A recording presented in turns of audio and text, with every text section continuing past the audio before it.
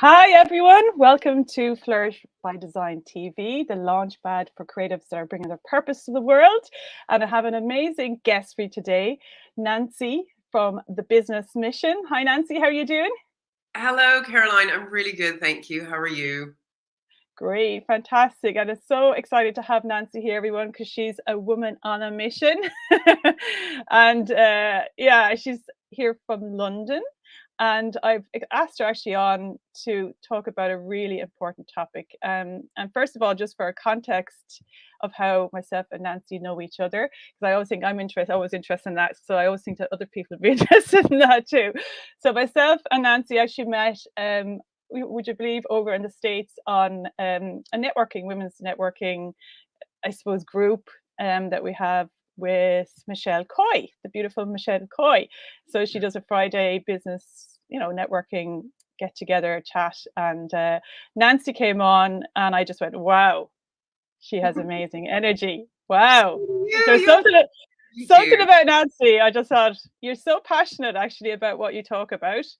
And you might think that the creative world and the world of law and the legal side of things looks sometimes like they don't sit together, but as we are talking on behind the scenes here, and I'm very passionate about, is protecting the creativity, that creative spark that we're here to bring our ideas to the world. But it's really, really important to get, like that we were talking about, structure and movement in equal measure. So I've asked Nancy to come on and talk to my community and friends and people who are bringing I'm very passionate about their ideas in the world and wanting to make change, but to bring awareness around protecting those ideas, especially when we're in this global village now, and we're online, we're sharing everything. We have a lot of ideas that we're putting out there, but to bring awareness around how can we protect those things. We're in trademarking and working in collaboration with people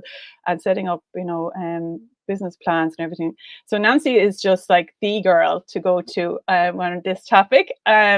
She has a passion for I see on your Facebook page, Nancy, getting very excited about these like 5-inch thick legal books around intellectual property law. And I'm like nerding out on that. Intellectual property a lot, and I'm in my third degree, specializing in intellectual property law. I did a master's in international business law, which had a module in intellectual property, and I did a MBA in global law. So yeah, I got that as a birthday present, and I was over the moon. Yeah. I know some people would go on holidays and cards and stuff, but there I am. I'm definitely an IP woman. Yeah, I could see that. She was like, "Yeah, woohoo!" It's amazing. But I'd love to know, before we go into all the details about the different topics. I'd love to bring awareness to. I'd love to know, where have you got this passion for, actually, Nancy? Because it's very, it's niche, really, and I know I suppose it's lovely that you're, I suppose, more accessible to people.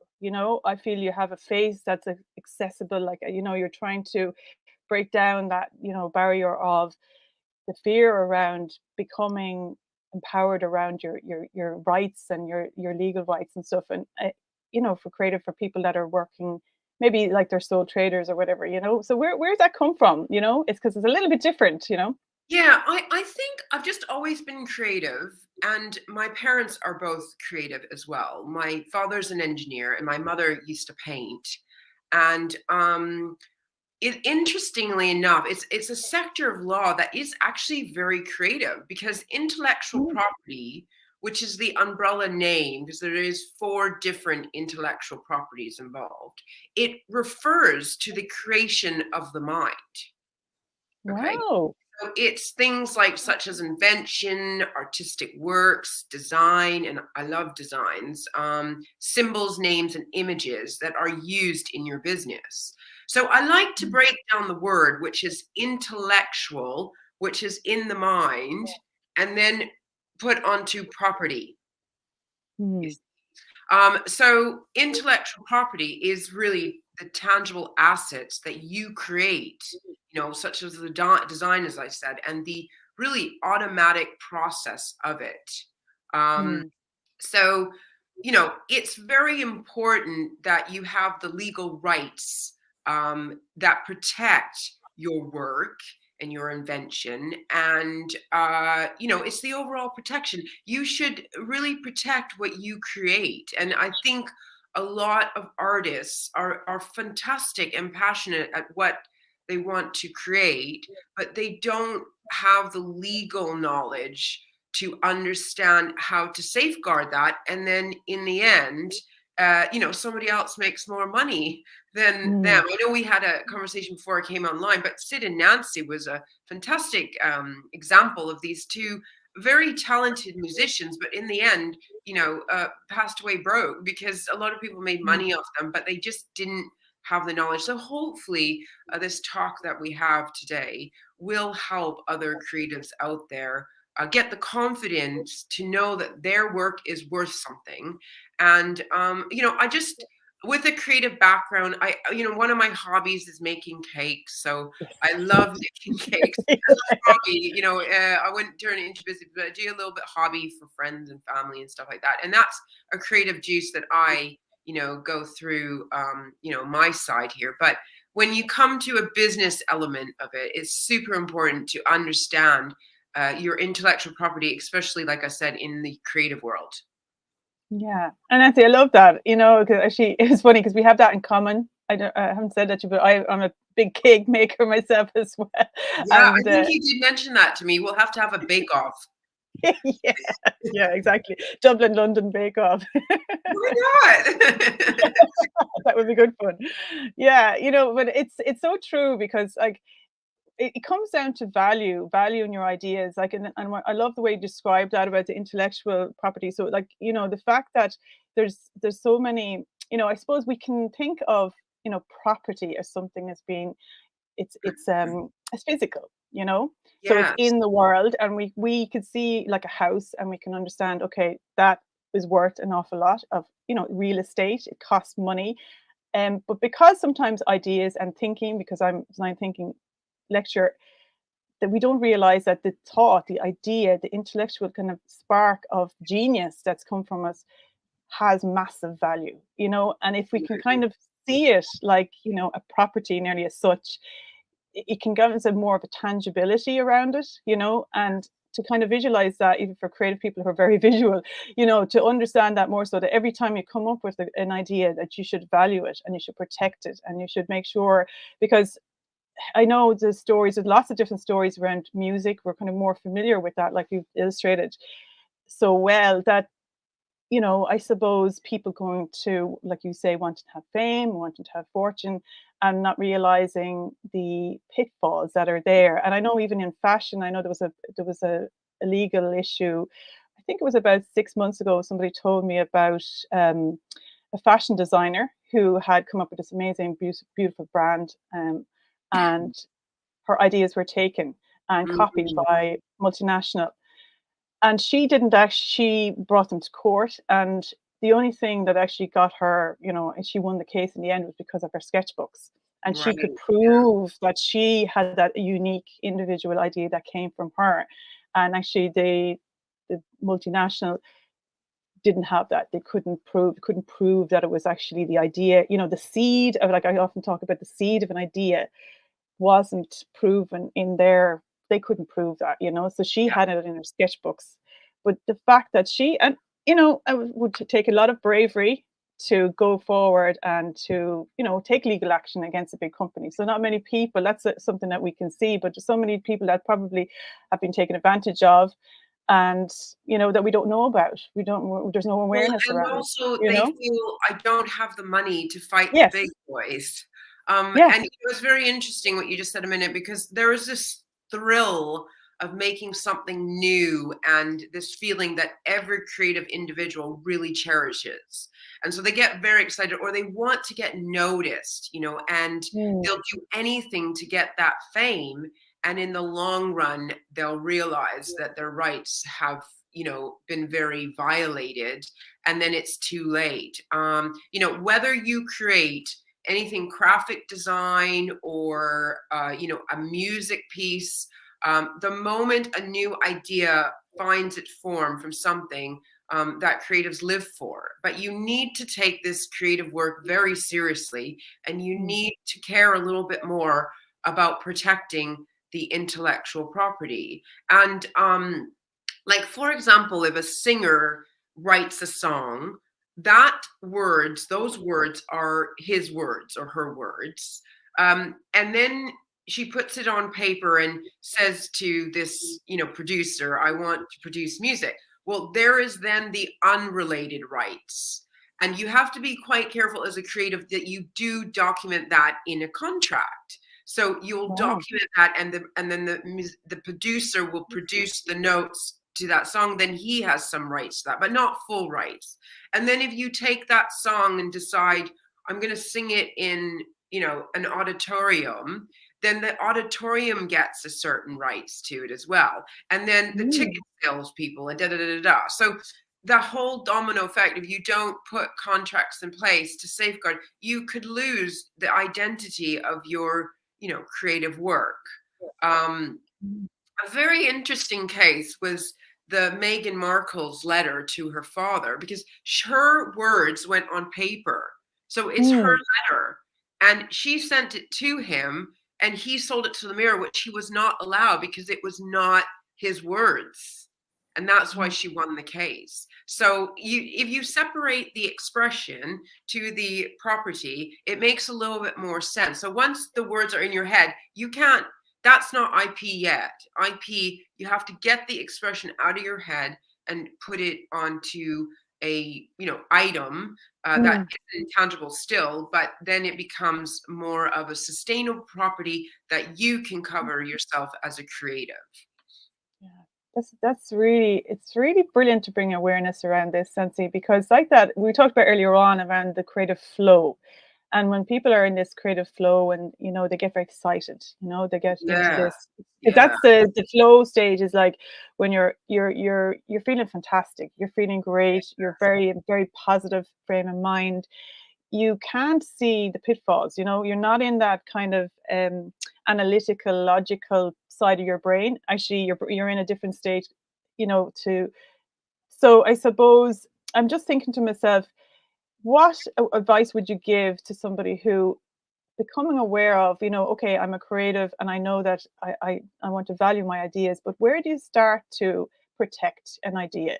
You know, when do you start to bring in those, trademarking or contracts, you know, or is it, when is it important to become aware of it? And, you know, when is it important to start, I suppose, applying for trademark, or, you know, when would you advise that? Say if you feel like, oh God, I've got a really great idea, I want to do something with it, or have a new business idea.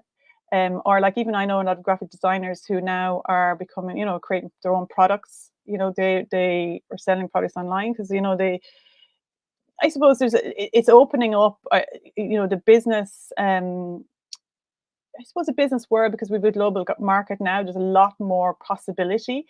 So I'd just love to know, like, when would you bring that in? Would you advise somebody like who's listening now that has a great idea, they're even in the process of making a prototype or something like that? You know, when is it important to start that process, and what are the steps that you take? Yes. So there's a saying, don't make decisions when you're really excited and don't make Yes. decisions when you're really depressed. And Yeah. so, you know, again, when you're laboring away in your room, you know, and your heart and mind is in this new creation, and then, you know, you think, oh, it's amazing and everyone's going to love it and I'm going to share it to the world. This is when you neglect to make sure that you know, your original idea remains your property. So it's just really taking smaller steps and just, you know, just pausing for a moment and looking at your design and saying, this is really amazing and I really love it and I want to protect it now. You know, it's a bit Mm. like a child, like the child comes out Yeah. You want to protect this child before you show it into the entire world. I mean, there's lots of celebrities that don't even show their children for the first year because they want to keep it to themselves. And then, you know, even for example, the Kardashians, all the Kardashians family is trademarked, you know, all the names of the family are trademarked. And the world is always looking for new ideas, and there is huge potential in, you know, in to make cash with your creativity. So you really have to sort of pause for a moment and understand the, you know, the value you have there. Okay. So in order to do that, you need to prove the originality of your ideas. And if your intellectual property is not secure, neither is your financial future. So I would probably say that the minute you design something, you need to, you know, if you design a logo, for example, the very first thing is, if you're designing it on like a platform, Canva, it's probably not good because Canva owns all their IP. And what that means is, if you take your logo that you designed on Canva and go to the trademark office, you could probably get the trademark through, but in the long run, Canva will not give you their IP, because once a designer gives you the intellectual property, then it's yours. But if they don't, they lose out by using that design again. That's why Canva has all those templates, because it's okay for normal design work. If Canva came back to you and said, listen, we don't like how you're using our design work, well, okay, well, we'll scrap it. But once you've gone to trademark and you've spent that money, well, you know, you have to bin it, because you can't use, and other people out there will have similar designs than you know. Nancy, that is such an important thing to become aware of, because as a professional designer, and I've worked with massive brands like Orange and Reebok and, you know, kind of global brands. And you know, there's a thing called a brand Bible, you know, that we come up with when we create, and that is like, you do not change from that. And it's trademarked, the logo, the colors are everything is trademarked, and the fonts that are used, everything. This is across the board, and you can't change it as a designer. And then it's protected also. And for me to look at the way design is unfolding now, and people are using like product, you know, those apps like Canva, and I see a lot of, you know, people who are, you know, coaches and people who are online, you know, doing their own designs and using these templates and stuff like that. And I'm kind of wondering to myself, you know, yeah, how are they protected? They're coming up with logos, and, you know, it's templated logos and things like that. And I'm kind of thinking to myself, wow, you know, how where are the rights there? Where's the ownership? Because it's completely different when you get a design, like a brand design designed by a professional brand designer. How there's a professional practice, I guess, that you put in place. You hand over your designs to the client, and then they own that, you know. So, you know, that's a brilliant to bring awareness around just even your own logo identity for your business at the very basics, like, of any business, you know. So important to bring that awareness, actually, especially around those apps, because I don't think anyone, I had questioned that myself, but again, I don't have the legal knowledge to really talk about it, you know, until you brought it up there. You know, it's Well, fantastic. I think personally, it's better to go to an independent designer. And when you do work with them, very important is an NDA. Anybody you do business with, NDA. So it's a non-disclosure agreement. That's the very first step that you need to give to a graphic designer or anybody you're going to work with.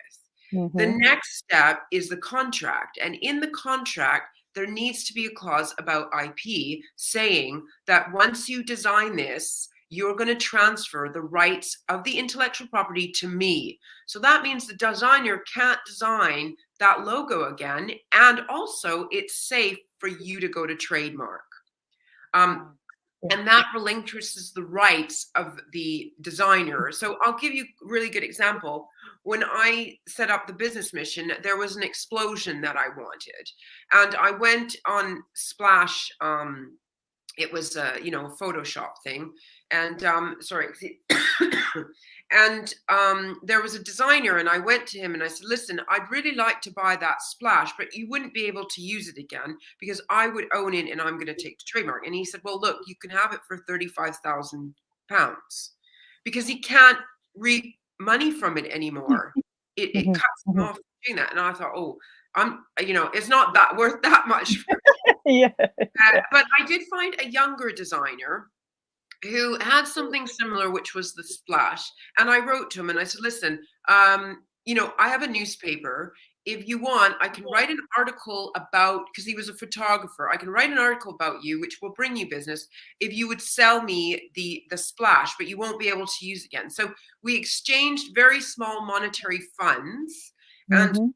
I gave him the article and that relinquished his rights to that. And then I went to trademark with that. So again, I would say to those people using Canva, designing logos or trying to design their own logos on some apps, if you're going to go to trademark, it's not going to work because those companies are not going to relinquish their rights to those templates because they'll lose money from using those templates again. So it's better to go to a designer, pay a little bit more, but you've got that security that you can take it to trademark and know that nobody else is going to have the same design as you, first of all, and there's no trademark infringement issues going on, and that's original to you as a business. Yeah, true to you, as I say, create brands for, true to you, and like to protect that as well. Because if you're invested again in creating a brand identity that's true to your own purpose, especially when it Exactly. comes to people who on these people nowadays like are very mission orientated, in their lives, in their work and what they want to do in the world. So, I suppose to protect that is really important. And I suppose professional designers know that process, like you were talking Mhm. about. Like we know that when somebody comes to us, that we're creating something for them that we'll be handing over, and that they have the rights to that. And like it's non-disclosure as well, that when you're working on projects, everything is kept quiet, and there's a privacy massively around branding, around launches, global launches, that you just can't, you have to NDA protect that. covers. Yes, completely. Yeah, If somebody yeah. doesn't want to sign an NDA, because I've heard this many times, well, they won't sign an NDA. Do not do business with them because they're not Mm, respecting your importance of your project. So don't do business with them. I just say if somebody won't sign an NDA, and then they say, oh well, NDAs don't hold up in court. They do. There's a piece of paper. There's evidence that you shouldn't have been discussing it. And so, yes, at least you have something to stand on. mm, If there was leakage on the other party. But these are very important because, the creative aspects, there's a massive mistake as anyone, could be a victim of your idea or theft, will tell you that when someone steals it, it's not a good feeling, and yeah. until your idea has been made public, it's really Mm, impossible to prove that it's yours because, I had a client who went and just tried to do some work with, a manufacturer, and then the manufacturer decided to steal the idea, and China is very notorious for that. um, you mm, know um, he went off to duplicate it because they had no contract. And again, there was another scenario with a lady that I had who did eelskin handbags, and she decided to go to China to manufacture them. And this is before I started working with her. She didn't do an NDA. She didn't do a contract with them, and in the end they stole the idea, locked her out of China, trademarked her name, and then went and trademarked in the US. And in the end, she had to close her line down because they had all the ideas of how to make the handbags, how to design them, wow. where to get the material. And so they were in the power. So to avoid, that power, the creative people out there really need a platform that will Mm. instantly ensure the continued security of their creative ideas. Oh, Nancy, that is so amazing to put that out there. Everybody listen to this, because it's so important, and especially like in, like you say, manufacturing something, So say if you have the idea, you're in Ireland, you're a designer in the UK, then you start to look, okay, I have this brilliant idea, where am I going to get it manufactured? And often like that, we're going across to other countries.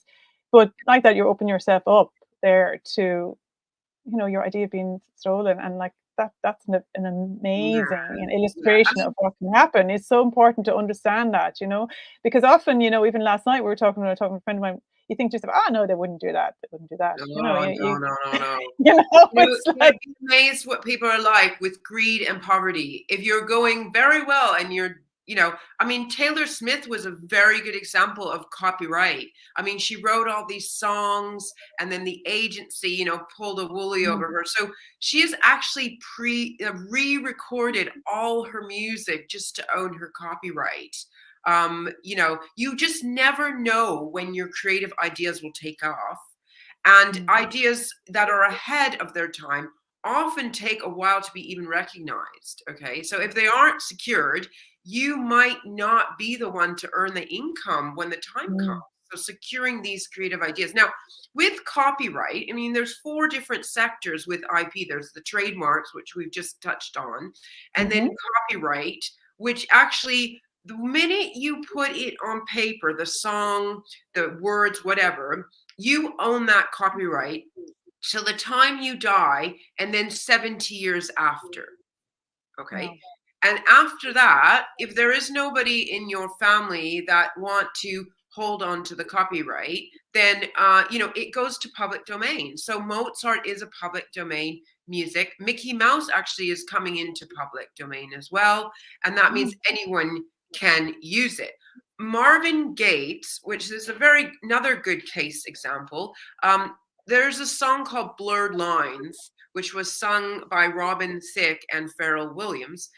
I'm sorry if his name's not Williams. I can't remember his last name. But anyway, the tune started very similar to a Marvin Gaye song. And, the Marvin Gaye family owned the copyright. They took over him as a company and said, no, hold on.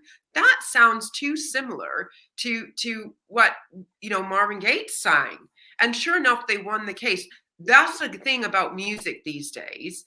A lot of cases, like Ed Sheridan recently had a copyright case. Katy Perry had one, because there's limited almost tunes out there. It's almost like I'm singing a song. I don't know that there's another song that exists out there until I find out that this, with Ed Sheridan in his recent case, there was some guy that we had never even heard of saying, no, I did this low-key song and it sounds too similar to Ed Sheeran, so I'm going to sue him. So again, it's just very important that you know your rights out there when you are writing or you're singing something, to do your research that the tune doesn't exist out there. But yeah, with copyright, the minute you put it on paper, it's yours. In the UK, it's yours, but in the US, you can actually register a copyright, which is even better, to do, because you cover all your bases. But in the UK, we don't have that. It's immediately yours once, you have written it down. So. Yeah, for writers, because I've written poetry books and a children's book as well. And for writing as such, a lot of people write online, like they write an idea, they might, and I have friends of mine like that as well. They write something, say, just in their notebook, and then it puts straight onto Facebook. Yeah. How are they, what is the rights around that? Well, it's very hard because it's such a diluted place, Facebook. I mean, just toning back on trademarks, if you're on Facebook, Facebook is a US entity, which a lot of people fail to understand. So when it comes to trademark is territorial. So if I'm in the UK, I need to trademark in the UK, but that will cover me in the UK. There is one trademark which is covers the EU, which will cover you in all the countries of the year, the 26 countries, because now we're separated. And but it's another topic, but there is unrelated rights in trademarks, like in Finland and Holland, which means that if you've logged it, you have the right to that name before anyone else does. So ideally, when it comes to a name for your company, you really should come up with something super, super creative that is not out there. So it doesn't need to say what's on the tin, but once you do that, then trademark. But now that we are in the artificial intelligence landscape with this social media landscape, like Facebook, Twitter, Instagram are all US. So you need to be trademarked there, because somebody on Facebook, and we've had a case, or we've had a client and she has said, oh, I found this company that's got the same name as me on Facebook. And I'm trademarked in the US, in China, in India, the UK, and the EU countries. And so I had a look and I said, yes, you're right. She's based in Canada. We can't wipe her out of Canada, but we can get her off Facebook. And so we started with cease and desist letters, and the woman obviously didn't have the knowledge about intellectual property and said, oh, I'm very sorry. And I said, that's okay. It could have got much nastier if she didn't work with us, because you can charge a fine and then profits of their company as well, whatever profits that they made from the name that they've used. And you have to rip down all your work. You have to find whatever. So she had to rip down her Facebook, rip down her Instagram. She had to find wherever it was lurking on Google. She had to get rid of that. And then obviously on her end, it's more costly because she'd have to come up with a new name. And we could have taken a percentage of her profits, but we were a little bit kind to her because she didn't know. But she can sell all she wants in Canada, but she can't come onto social media unless she is trademarked in the US. And in TikTok, it's China. So Wow. the Okay. whole new landscape with the Yeah. social media, and securing your creative ideas creates and ensures the longevity, and also it demonstrates that it's yours. So no matter what happens, you have that security. And with copyright, it's a little bit challenging with the internet because everything is shared and shared and shared and shared. People copy and paste, but there could be possibilities. I know with my newspaper, and we writing articles, and then we use visuals to marry the article, we always have to ask to use the visuals to the author and give him credit. And in some cases, you have to pay. It's probably better to actually pay for the image that you're going to use, or put the creditation on there, because these people have worked hard to put their creativeness on that, and they should be acknowledged for that. Yeah, absolutely. Oh, they're fantastic topics to open up, because like that, we're in like that global villages they're talking about, and Mm. people not being aware of, that if they have a business and they're promoting it on Facebook, that's an American trademark that they'll need. Like, that's fantastic to open And up. TikTok is Chinese, so you Yeah, can and TikTok Chinese. trademark Yeah. in China, or somebody on TikTok that has something similar than yours will, of course, say there's an infringement, and that it's more cost effective. Because I had this debate with somebody on Mm, social media yesterday, who said to me, "Oh, it's a personal choice." She was telling some lady it was a personal mm, choice, and I was like, no, it's more. And she said, oh, some startups don't have the money to trademark. And I was like, listen, a trademark can cost you, with my fees and the trademark application, probably about £900, let's say. But considering you could maybe be charged up to 20 grand for the infringement, and then you have to rip everything down, then you have to start redesigning, then you've lost your audience because they're not going to be able to find you because you've got a new name. It's mm. more costly in the long run. And if you Yes. just do a trademark, what a lot of people don't understand about trademarks is a valuable asset as well. IKEA and Nike have them actually in separate companies. So if the business collapsed, their trademark is still worth something.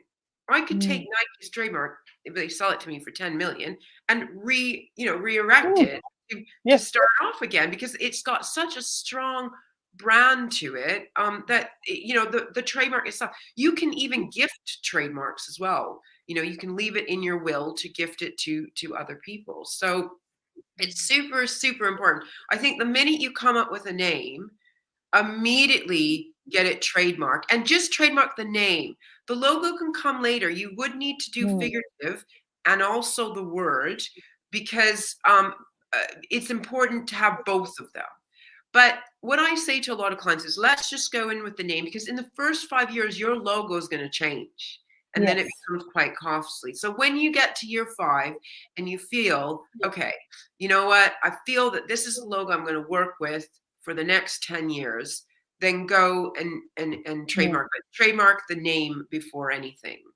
That's brilliant advice, Nancy, because I got a trademark recently for creating brands for design ethics, creating Mhm. brands for global goals, because I just wanted to trademark where my positioning is such, and I was looking at the actual logo, for that as such. I got the words and actual logo trademarked, as in, and I just thought to myself, that's really interesting that you can get it done separately, because from a branding point of view, I know that brands evolve, they evolve with the business. And like that, I think we've talked about before, on another interview I had with you, about, how businesses are evolve and they grow and they transform, and, as Mm. they're a moving entity as such, and that the brand grows with them. And I love the idea of that, trademarking to make it simple for people, that if you have an idea around a name of a business, that you trademark the name and then create the logo. But as maybe give it a few years for that, or to see how that evolves and how that's looking and how you're evolving with it, and then maybe trademark the logo after that. I think that's brilliant advice, because I know from working with brands that people are kind of, it's very, their logo, their brand identity and their business is in very much a reflection of a person.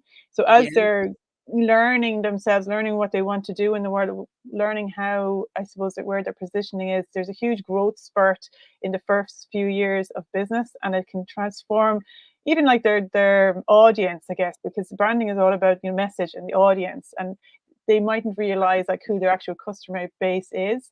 So you're always designing to speak to that customer base, the person that you're, trying to serve, I guess, and sometimes we feel we're serving one group of people and then it changes and it's actually another Mm. group of people. So visually, we have this kind of visual grammar that we use in branding, that has to change to speak to the audience that you're serving. So even though the name might be trademarked, the evolving the shape, the dynamics really of the logo can change. And I think that's a really brilliant point for people to understand in creating a new business, that start off by trademarking the name. And for somebody come to you at Nancy, and looking at an idea like that, say if you have a business idea and you want to trademark the name, you got to get the design done and then open that up for a few years until you see where you're going. Do you think that, would you advise that getting the, is it depending on where you're serving? So say if you think that you're going to be serving in the US, or you're going to be, it's better to get it trademarked there first and then in your own home country, or, because I know you would do international intellectual property law. So what would you advise on the first step on that process? Is it best to kind of do, trademark it in your country, or in the country that you're serving, that you think your clients are going to be Yes. in? You should trademark in the country that you reside first and then Okay. go to the other countries. But also to trademark the name. If you trademark a name in the design, then you constantly have to use that. If your design, so let's say, the name is creative aspects, let's say, and you decide, well, I'm going to design creative aspects within the logo, and this is what I'm going to use. And then you decide, well, actually, I don't like the design anymore. The company has evolved. Well, there's a huge loss there. I like Mm, to look at it this way. The wording is a bit of the personality inside, and then the logo is the aesthetics. So mm, always trademark just the word first to secure that no matter what happens, you've got that name.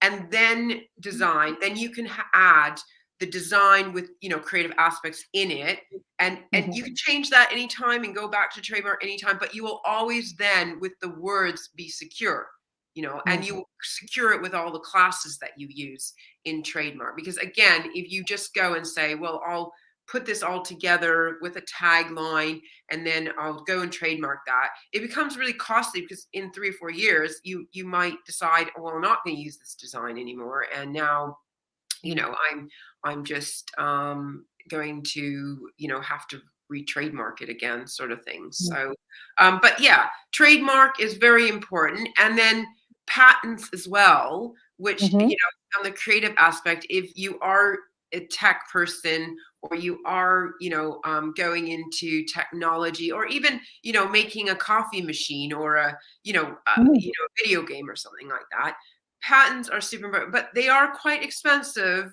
to do. And so I do sometimes advise to go with a trade secret, and a trade secret is more to cover, if you can NDA everybody that you work with, you cover it in a contract, then you can kind of get away with that. Coca-Cola, for example, did patent their recipe in the 1930s, but it became, a changing and evolving thing. And so it became very expensive.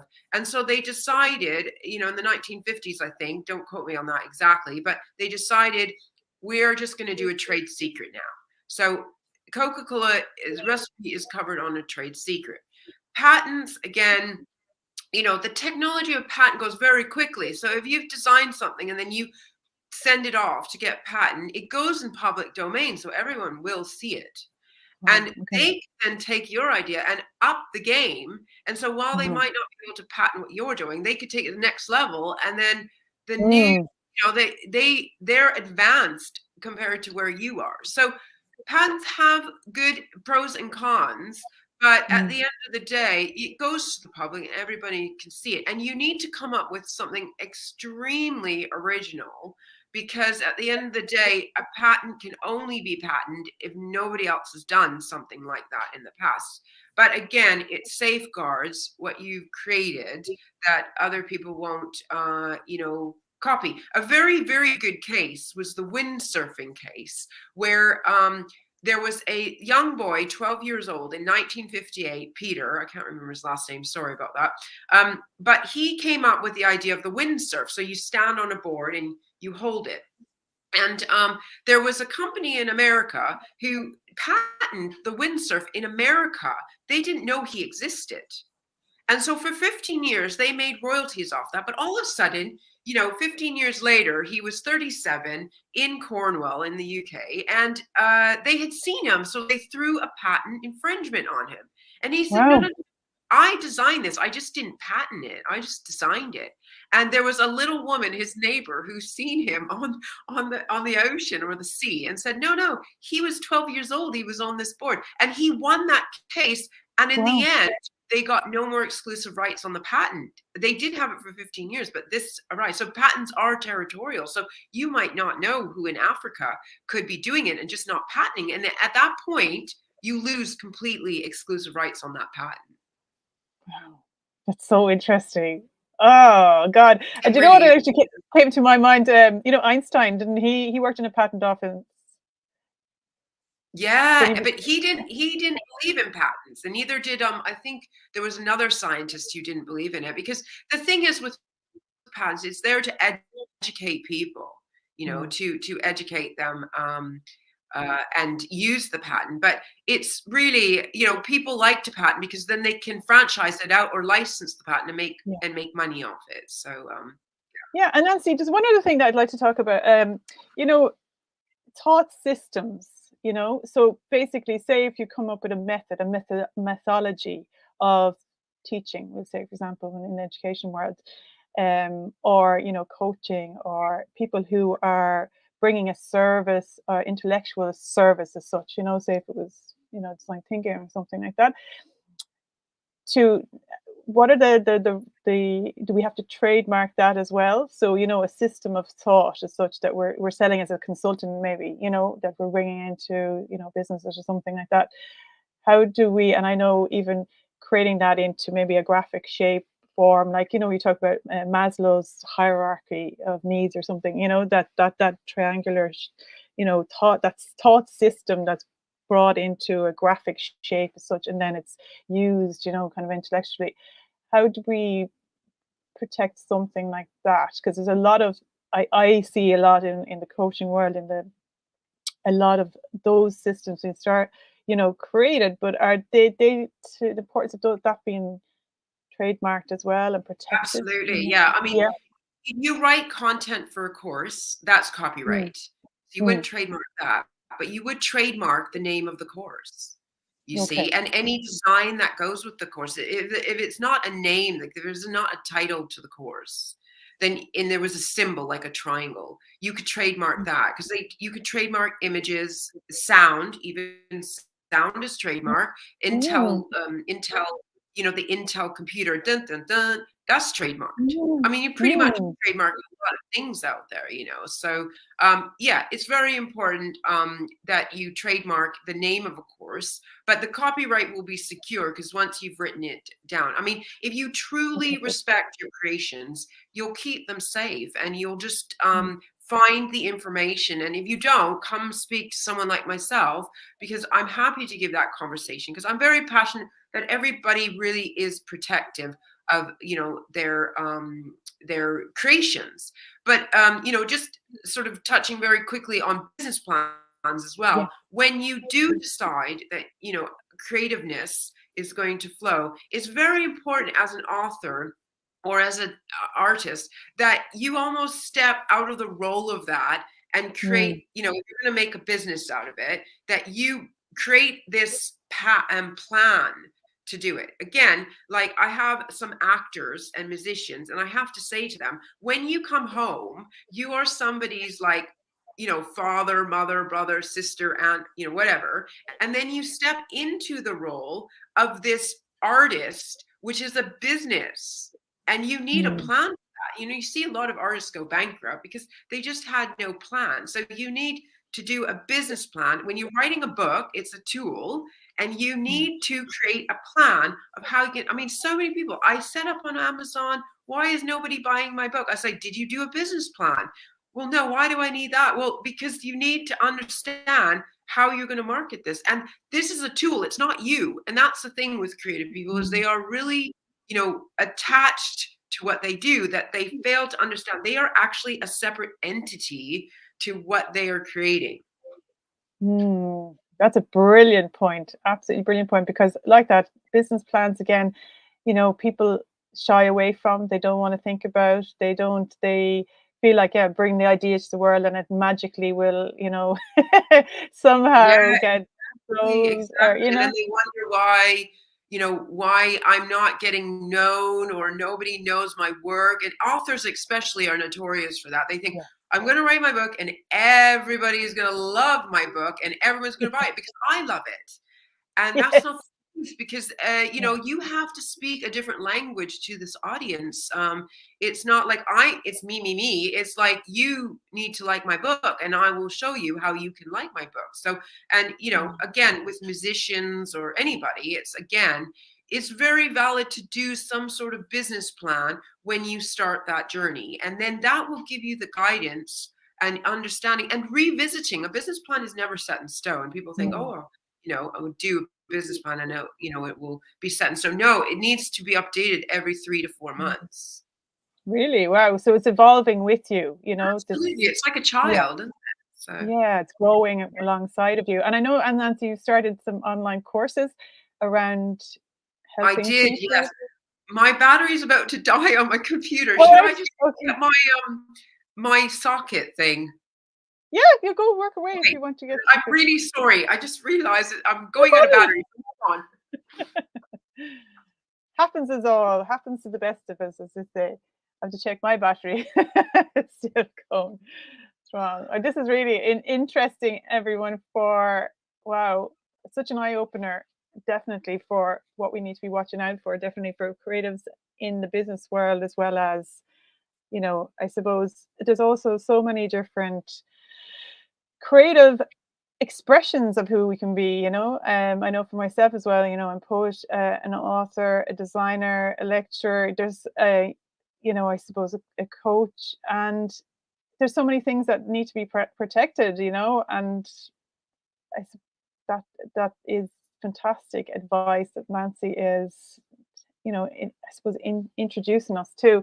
And Nancy has a whole range of new programs and some courses that she's going to talk to us about now, that maybe can give us a little bit of a taste of what starting a business plan. I suppose the first steps on that, and what that even looks like, and what that means to start trademarking, what it means to start into that process, you know. So she definitely is a person to get in touch with around that. You okay there, Nancy? Yeah. So I think the Nancy's website is the business mission, and even though she's in London, it's important, I suppose, to understand that, like, that we're in this global village, and it's not just having a trademark in our own country. That we need to think about it when we're online and we're sharing ideas across other platforms, like she's talked about America and China, and how we can make sure that our ideas are going to be protected. And I'm really I find it very interesting to hear about the designs that are being used on Canva and how we're not protected around that. So I think that's definitely really interesting. Actually, I think that Nancy might be gone. We could finish up there maybe, and I'll just say thank you so much to her for coming on and telling us all about that. And just fabulous, fabulous advice, I know, for myself, and I hope for yourselves as well. And I'll put a link below to get in touch with Nancy. And she's got beautiful, I suppose, propositions for you to get in touch with her at the moment. And thank you so much for watching, and I hope this helped open up the conversation. I might have her on again to talk about these issues in a little bit more detail as well. And if you've any suggestions for what you'd like her to discuss when it comes to trademarking or business plans, I'm really delighted to have her on again. So thank you everybody for watching, and sorry that we lost her in the end there, but she's after sharing so much wisdom, you know. I just definitely, oh, she's back again. I feel Hi, Nancy. Full battery on my full battery on the computer, and it just died down. I should have been better. Get the charger up there. Don't worry about it. I was just doing a little synopsis of what we were talking about there, and I was just saying about sharing your details around your website, the business mission. .com, and that, you know, that I suppose for me, I know that it's a little bit maybe daunting, and it can be a little bit scary, and I think that's the fear, you know. I think a lot of creative people, whether they're designers, whether they're writers, whether they're, you know, coming up with, you know, just even starting, I suppose for me, you see, I think of creativity as anything that you're bringing to the world that's new, that hasn't been here before, you know. It's not, I'm an artist, I'm creative. Like, if any idea, anything that's new that's coming into the world, to me, is creativity, you know. Doesn't matter what it is. So to value that, and that's what I'm so passionate about, bringing, you know, supports around and getting people to really value their ideas, their creativity, because we can redesign, recreate the world from these beautiful ideas that can support people, and also to create a livelihood. Because I notice, like, a lot of, like, you probably noticed yourself as well, creative people sometimes can't leverage on their massive, you know, intelligence and beautiful ideas, that they can't, you know, to make a living out of it, you know, to be abundant in the world, you know, around that, you know. I just love to get people to value their ideas, value themselves, and to work with somebody like yourselves, that to break down those kind of barriers, and I suppose it's not scary, really. It's more scary not to do it. you know.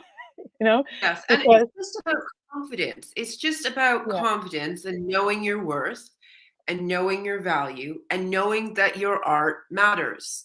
And it shouldn't be scary. I think it becomes scary when you don't know your rights. So if you get to know your rights, and you know that you get very empowered by your work, then you will realize that there's a value. I find a lot when I'm sort of in some groups, that a lot of people don't know their value. And so they say, you know, how much should I price my items for? And I'm like, you can't ask your audience what they should price your prices by, because they don't know your experience and they don't know your value. I mean, I have 3 degrees. I've done loads of courses. So you can imagine all the value that I bring on the plate when you work with me.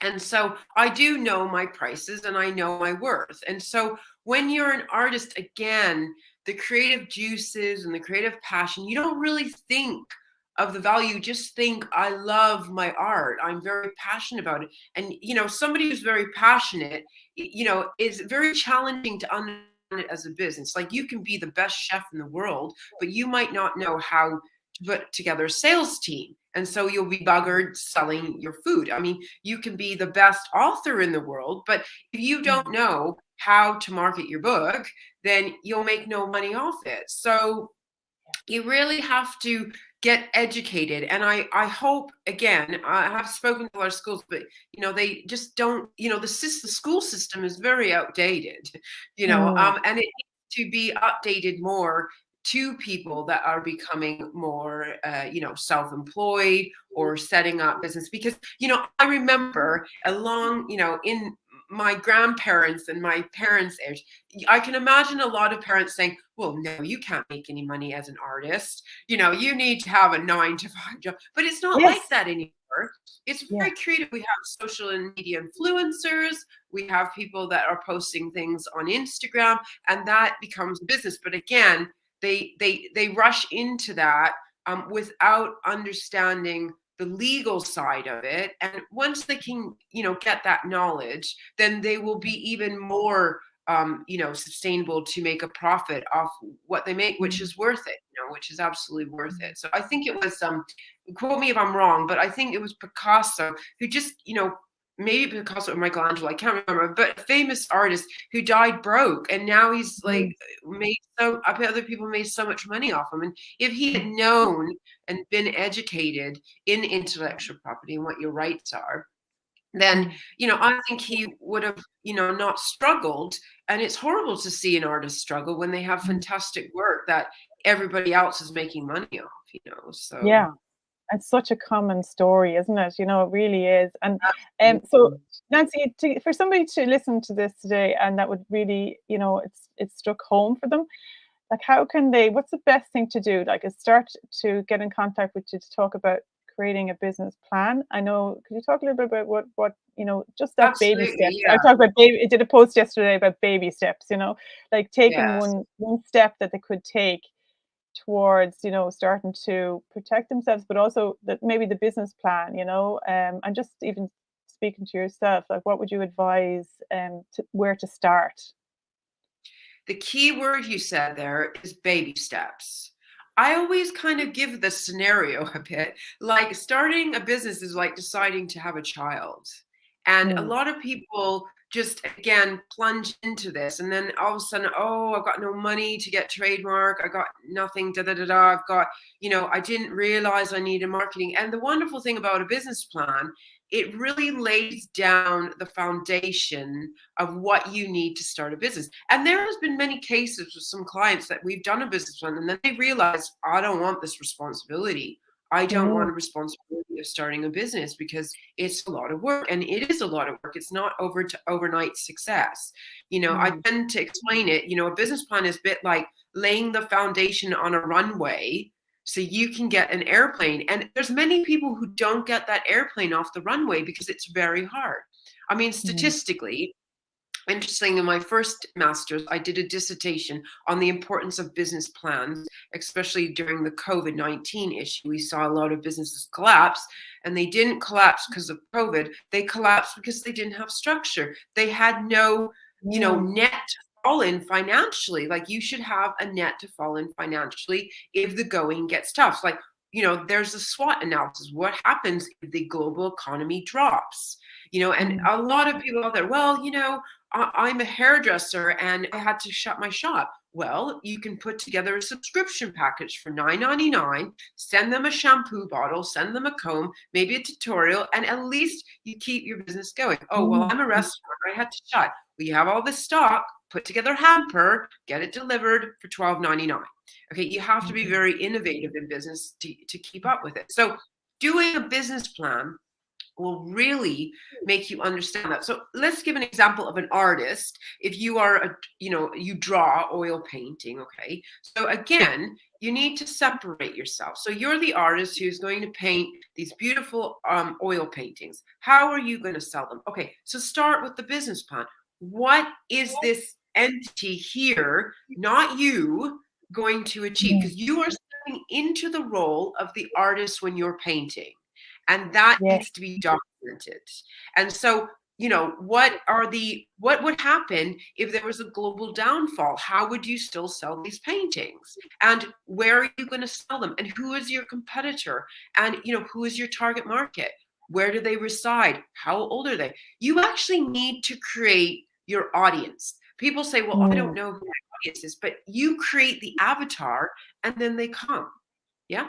And so, you know, you need to create this thing, and also an exit strategy, which a lot of people forget about. And that's probably the most important thing in a business plan, is looking to the future and saying, okay, this business is going to be worth 20 million.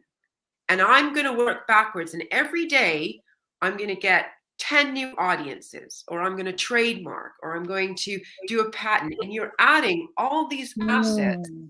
In the end, it's worth 20 million. Because if I go to sell my business, and a lot of people go, well, I'm never going to leave my business. Look, an exit works. A really good analogy of an exit is Kate Middleton. I like using that analogy because her mom and dad, although they were not overly wealthy, they put her in the best schools and give her the best manners so that she would exit with Prince William. It's not like, you know, Kate's mom is not her mom anymore. It isn't, you know, come over for Christmas, but she has allowed her daughter to go on to bigger, you know, other things. But an exit is so important because you understand how much value you need to add to the business, and you need to exit, whether you are going to sit on the board or you're going to just be a part shareholder. You need to exit in order to do other things. So it's very important to understand your exit and accumulate those assets. So business plan is asset number 1, trademark asset number 2, legal contracts for your business asset number 3, marketing strategy asset number 4. So imagine, again, another analogy, you get it, there's 2 cars. One car has a steering wheel and that's it, and the interior. The other car has a surround sound, a TV in the back, air conditioning, leather seats. This car is going to be worth more value than that car because you've added assets to it, you know? So, you know, it's very important to understand that a business plan is not just, oh, here's a business plan. It's an asset, and these assets accumulate. And furthermore, go ahead. Sorry. Yeah, furthermore, it's really important to do a very structured business plan. Some people, oh, I did a page. Okay, if you take a raft into the ocean or a yacht into the ocean, which is going to, you know, cover the storm better? It's the yacht, because you just put more into building something more secure. So I always say a business plan is a good 35 to 40 pages long, which is all about, you know, your audience, their demographics, their behavior, how do they buy? Because, you know, a lot of authors, well, I don't know my audience. Well, what do they do? Do they put your book in their basket and think about it? Or do they buy it right away? Or do they buy from recommendation? You know, where do they live? Who do they holiday with? What, you know, where do they holiday? Do they have 1 car or 2 cars? Do they have children? Are they single? Are they a couple? How old are they? And the more you create this avatar, the more you will be able to speak to that audience and lure the audience in. Because, you know, your job is not to scream, here I am. Your job is to work silently in what you're doing, and those who hear you and see you will find you. There's a very good quote actually from Artemis who says that, you know, you should not scream new awareness. You just work silently and softly in what you're doing. And those who see it, and the more floors you build, the higher you get, people will see you and they'll come. You don't have to scream for new business. Yeah, that's fantastic advice. That really resonates with me, actually. And the analogy of when you talked about, say, you're working from your end goal backwards.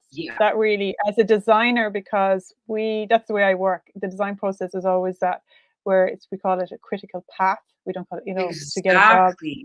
So you start from the point of the launch. So the launch is happening 2 months' time. It might be, like, I've worked with so many different, you know, say government bodies, or, you know, I suppose Taoiseach in Ireland, like the president of Ireland or whatever, launching say, and I report about something, or they make a big press launch, massive press launch happening 2 months time. Okay, this is what's happening 2 months time.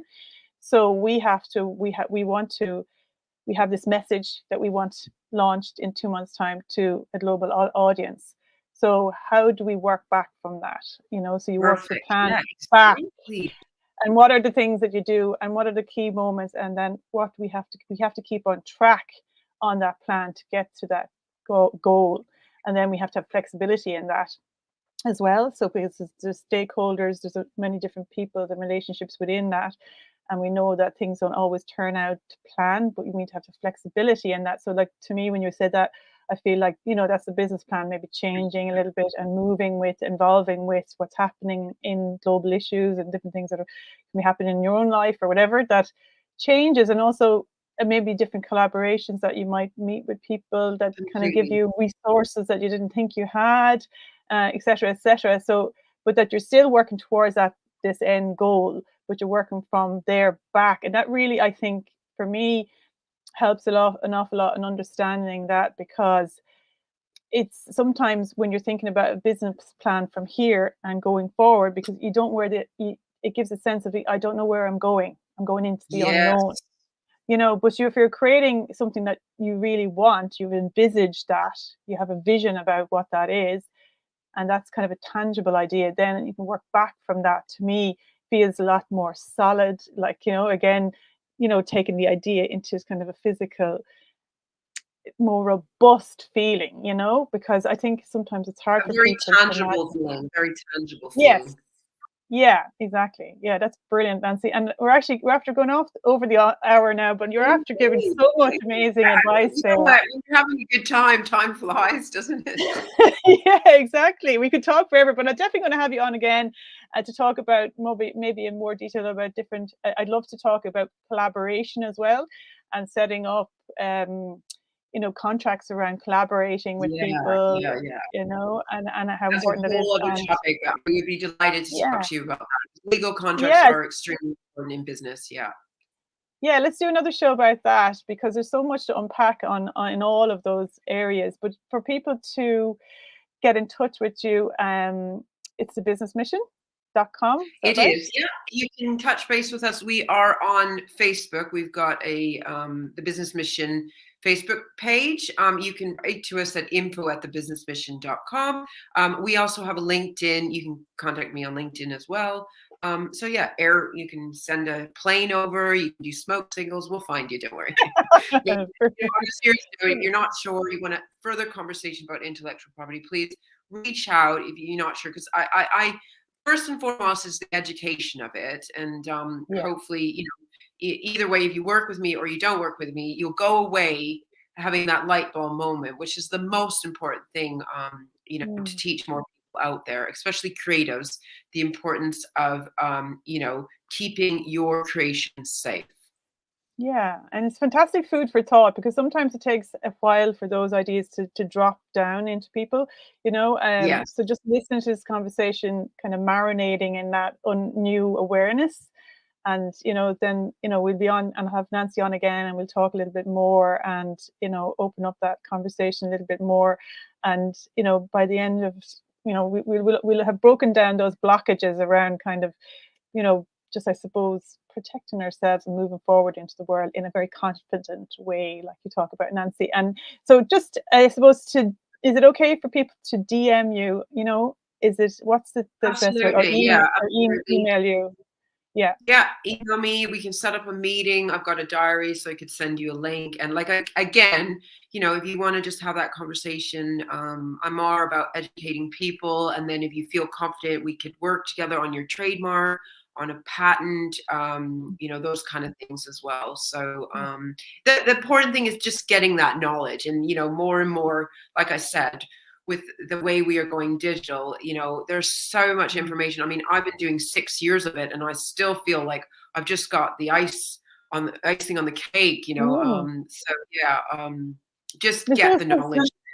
and it's moving again, like you were talking about. The business plan is moving, but also, like, humanity is changing so much. Oh, Our the technology is changing so much. There's new platforms happening all the time, so it's very much like we have to be aware of what's emerging, and then there's so much creativity coming into the world as well, and how do we negotiate that, with the new technologies. And yeah, so it's fabulous to really entering artificial intelligence, robots, and yes, that's another yes, oh god, we go into another topic about yeah, robots creating things, and at the yes, moment we do not cover robots and animals, so laws need to change there. I'm actually doing the 12 days of intellectual property on LinkedIn on my personal profile, starting on the 25th of December. So if you want more information, every day I'll be posting a video on intellectual property for the 12 days of Christmas. So you could join my LinkedIn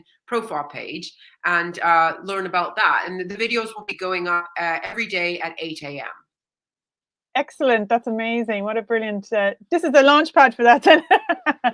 Yeah. So Nancy, when people go onto is it Nancy Steidl, your name? Steidl. Steidl. That's the page that you're going to be doing the 12 days.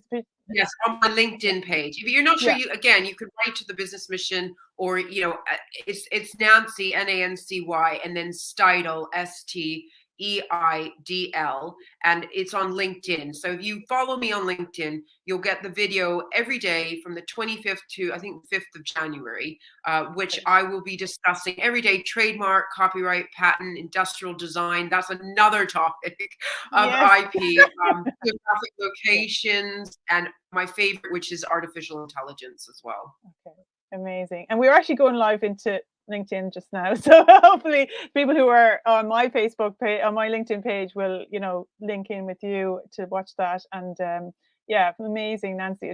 I would talk to you all day long actually about this, because I could talk to you as well. We have to bring our cake and have coffee.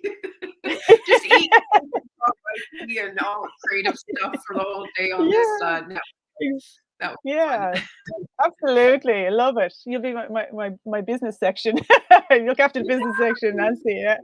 Oh, amazing, Nancy. Thank you so much for taking the time out of your Thank you very much, Caroline, for bringing me on board as well. So oh, it's been an absolute joy, and I loved it. And I hope everybody just starts to have a little bit more awareness from this, and we have given you food for thought, and have an amazing Christmas. And I'll see you in the new year, and we'll definitely have you on again on Flourish by Design TV. Thank you very much. Thank you. Okay, thank you everybody for watching and listening, and commenting, and anyone who's listened back on the playback, and people in the States, and I know people in Australia that might be listening, and in the UK, like yourselves and your own following. Amazing to meet all the people from the Business Mission as well, and lovely to connect as always, Nancy. And talk to you all again next week for another show on Flourish by Design. Okay, bye everyone. Take care. Bye.